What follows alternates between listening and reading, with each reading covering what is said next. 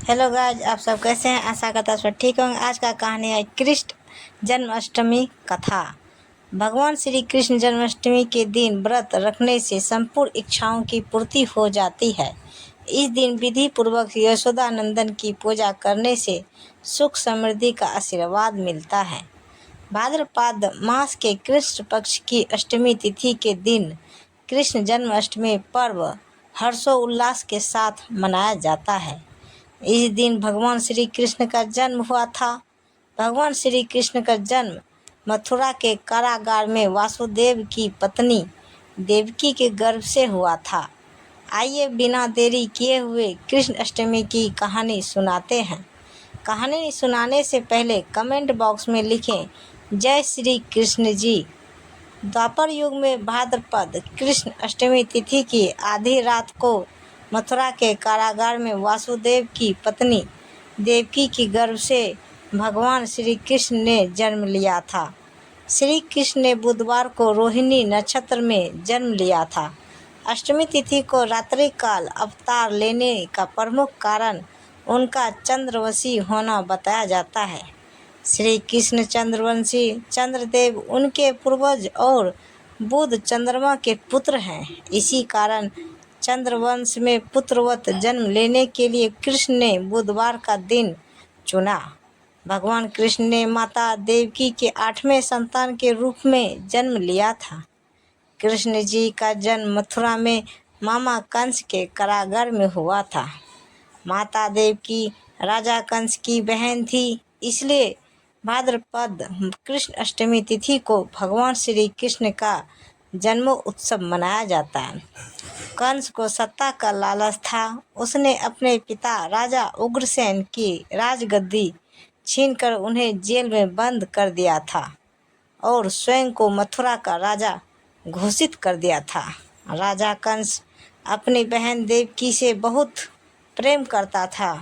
उन्होंने अपनी बहन का विवाह वासुदेव से कराया था, लेकिन जब वह देवकी को विदा कर रहा था तभी एक आकाशवाणी हुई कि देवकी का 8वां पुत्र कंस की मौत का कारण बनेगा। यह सुनकर कंस डर गया। उसने तुरंत अपनी बहन और उनके पति वासुदेव को जेल में बंद कर दिया। उनके आसपास सैनिकों की कड़ी पहरेदारी लगा दी। कंस अपनी मौत के डर से देवकी और वासुदेव की 7 संतानों को मार चुका था। भगवान श्री कृष्ण का जन्म भाद्रपद मास कृष्ण अष्टमी तिथि को रोहिणी नक्षत्र दिन बुधवार की अंधेरी रात में भगवान कृष्ण ने देवकी के 8वें संतान के रूप में जन्म लिया। श्री कृष्ण के जन्म लेते ही कोठरी प्रकाशमय हो गया।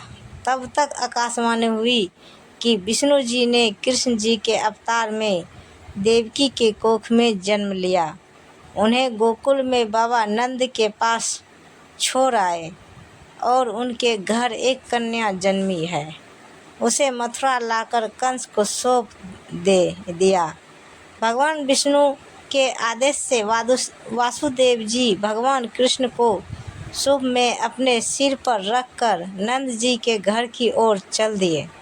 भगवान विष्णु की माया से सभी पहरेदार सो गए। कारागार के दरवाजे खुल गए। आकाशवाणी सुनते ही वासुदेव के हाथों की हथकड़ी खुल गई। वासुदेव जी ने सूप में बाल गोपाल को रखकर सिर पर रख लिया और गोकुल की ओर चल पड़े। वासुदेव भगवान कृष्ण को लेकर नंद जी के यहाँ सकुशल पहुँच गए और वहाँ से उनकी नवजात कन्या को लेकर वापस आ गए। जब कंस को देवकी के 8वें संतान के जन्म की सूचना मिली, वह तत्काल कारागार में आया और उस कन्या को छीनकर पृथ्वी पर पटकना चाहा, लेकिन वह कन्या उसके हाथ से निकल गया, आसमान में चली गई। फिर कन्या ने कहा, हे मूर्ख कंस, तुझे मारने वाला जन्म ले चुका है और वह वृंदावन पहुंच गया है। वह कन्या कोई और नहीं, स्वयं योग माया थी। बाबा नंद और उनकी पत्नी माँ यशोदा ने कृष्ण जी का पालन पोषण किया। राजा कंस ने कृष्ण जी का पता लगाकर उन्हें मारने की खूब कोशिश की, लेकिन कंस की सारी कोशिशें विफल हुई और कृष्ण जी को कोई मार नहीं सका। अंत में श्री कृष्ण ने कंस का वध किया। राजा उग्रसेन को फिर से मथुरा की राजगद्दी सौंप दी। इस तरह से जन्माष्टमी की व्रत कथा पूरी हुई। बोलिए सब जय श्री कृष्ण, राधे राधे। जन्माष्टमी का महत्व। भगवान श्री कृष्ण जन्माष्टमी के दिन व्रत रखने से सारे पाप नष्ट हो जाते हैं। वहीं जिन दंपतियों की संतान की चाह है, उन्हें जन्माष्टमी के दिन लड्डू गोपाल की उपासना करना चाहिए।